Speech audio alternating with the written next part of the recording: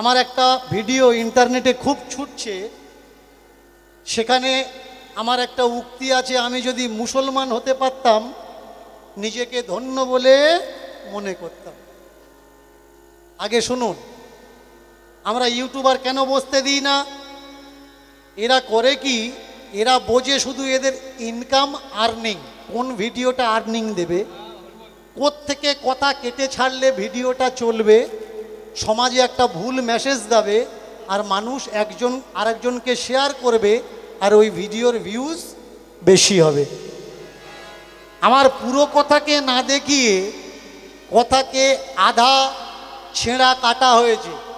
আমি বলেছি আমি বৌদ্ধিস্ট নয়, আমি যদি বৌদ্ধিস্ট হতে পারতাম আমার জীবন ধন্য হয়ে যেত। আমি মুসলমান নয়, আমি যদি মুসলমান হতে পারতাম তাহলে আমার জীবন ধন্য হয়ে যেত। কথাগুলো কেন বলেছি ভালো করে মন দিয়ে শুনবেন। প্রত্যেকটা মতপথের ভিতরে কিছু যুক্তি আছে, সিদ্ধান্ত আছে। তাদের যে সবগুলো ভালো তা নয়, যেগুলো ভালো সেগুলো গ্রহণ করা লাগবে, যেটা খারাপ সেটা ত্যাগ দেওয়া লাগবে। দুপুর হয়েছে, একটা ফকির ভিক্ষা করতে করতে যদি মসজিদের কাছে আসে, আর দুপুর 12টার পরে যে নামাজ পড়ছে মৌলভী মাওলানা, সেখানে যদি ওই ফকির উজু করে নামাজ পড়তে যায়, তা একেবারে মাওলানার পিছনে দাঁড়িয়ে নামাজটা পড়তে পারে। কিন্তু আমার ধর্ম কি বলে, আপনি যখনই হোক, যে মন্দিরে হোক, যার কাছে থাকবেন, ঠাকুরের কাছে যেতে পারবেন? কাছাকাছি সম্পর্ক বানাতে পারবেন? পারবেন না। আপনি এখান থেকে তারকেশ্বর কাঁধে জল নিয়ে যাবেন, ডায়মন্ড থেকে জল নিয়ে যাচ্ছে লোক তারকেশ্বর। এবার বলুন তো, যারা যারা গেছে এটা জানে, যারা যায়নি তারা জানে না। বলুন, মন্দিরের ভিতরে ঢুকে জল ঢালেন নাকি পাইপ আর কাঁপা রেখেছে তাতে জল দেন? তাহলে ঠাকুর তো আপনার, ভগবান তো আপনার। জল এত দূর থেকে নিয়ে গেছেন পা ফুলিয়ে, কাঁপায় দিয়ে আসছেন কেন? একটা ফকির প্রথম লাইনে দাঁড়িয়ে নামাজটা পাঠ করতে পারে, একসঙ্গে উজু করতে পারে, কিন্তু আপনি পারবেন না। আপনি মনে করছেন 50 কিলোমিটার দূর হেঁটে গিয়ে বাবার মাথায় জল ঢালছেন, পুণ্যি করছেন, স্বর্গে যাবেন। আপনি কখনো দেখেছেন যে তারকেশ্বরে জলটা ঢালতে যাচ্ছেন, সেই তারকেশ্বরের ব্রাহ্মণরা 40-50 কিলোমিটার দূর থেকে জল এনে ওই তারকেশ্বরের মাথায় ঢালছে? দেখাতে পারবেন না। আমি ওদের জিজ্ঞাসা করেছিলাম, কয়েকজনের সঙ্গে আমার পরিচয় আছে যারা পূজা করে, এখন ওদের বংশ অনেক বড় হয়ে গেছে, তো ফ্যামিলি অনেক বড় হয়ে গেছে, কয়েকজনের সঙ্গে পরিচয় আছে আমার। আমি জিজ্ঞেস করেছিলাম, আচ্ছা তোরা জল ঢালিস না, এরা ঢালতে যায়, তোরা ঢালিস না কেন? বললে আমাদের বাড়িতে একটা প্রবাদ আছে। প্রবাদটা কি? ওই জলটা গিয়ে পড়ছে যে পুকুরে, ওই পুকুরই হচ্ছে গঙ্গা, আমাদের অন্য কোথাও যাওয়ার দরকার নেই। ওরা জানে গঙ্গা ওদের মন্দিরের কাছে, কিন্তু তুমি জানো না। তুমি মনে করো গঙ্গা ডায়মন্ড হারবারে আছে, এখান থেকে জল নিয়ে গেলে তবে তুমি বাঁচবে, না হলে তুমি মরবে।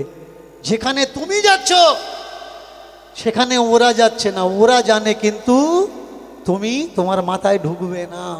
শুনে নাও, এখান থেকে বৃন্দাবনে গেলে গোবিন্দর কাছে চাইতে, গোবিন্দ তোমার মনের বাসনা পূরণ করবে। বলো তো ভাই, সেই গোবিন্দের দরজার সামনে হাজার হাজার ভিখিরি বসে আছে, তুমি তো একদিন গিয়ে চাচ্ছ, ওরা প্রত্যেক দিন চাচ্ছে। সত্যি যদি গোবিন্দ চাইলে দিত, তোমার আগে দিত না ওদের আগে দিত? তাহলে ওরা ভিক্ষে করছে কেন? এটা বুঝবে কবে? এটা তোমার বোঝা লাগবে। উইথ ক্যামেরাতে এভিডেন্স হিসাবে আমি আবার বলছি, সত্যিই যদি আমি ইসলাম ধর্মের মানুষ হতাম, নিজেকে ধন্য বলে মনে করতাম। এই কথাটা কেন রিপিট করলাম?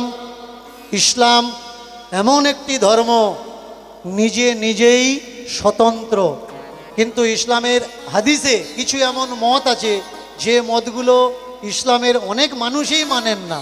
খারাপ যেটা খারাপ সেটা তো মেনে নেওয়া যাবে না, কিন্তু ভালো যেটা সেটা আপনাকে অবশ্যই মানতে হবে। আপনি চলে যাবেন গুরুদুয়ারায়, আমি শিখ নই। আমি আবার বলছি, ওই দিন যে কথা বলেছিলাম, আমি শিখ ধর্মের মানুষ নই, কিন্তু নিজেকে যদি শিখ ধর্মের মানুষ বলে মনে করতে পারতাম, আমার জীবন ধন্য হয়ে যেত। কেন জানেন? আপনি কোনো গুরুদুয়ারায় গেলে জুতো খুলবেন, জমা দেবেন, প্লাস্টিকের জুতো হলে পরিষ্কার করে রেখে দেবে, আপনার চামড়ার জুতো হলে ওরা পালিশ করে রেখে দেবে। লঙ্গর সকাল থেকে সন্ধ্যা পর্যন্ত লঙ্গর চলে, বিনা পয়সায় ফ্রিতে খান, কোনো স্লিপ কাটা লাগবে না, কোনো টুকন কাটা লাগবে না, কোথাও আপনার টাকা জমা দেওয়া লাগবে না। আপনি যাবেন, থালা নেবেন, খাবেন, লোক দাঁড়িয়ে আছে আপনার থালা ধুয়ে দেওয়ার জন্যে, আপনার ধোয়া লাগবে না। তাদের মতো সেবা পুরো সমগ্র ভারতবর্ষে আর কেউ করে না।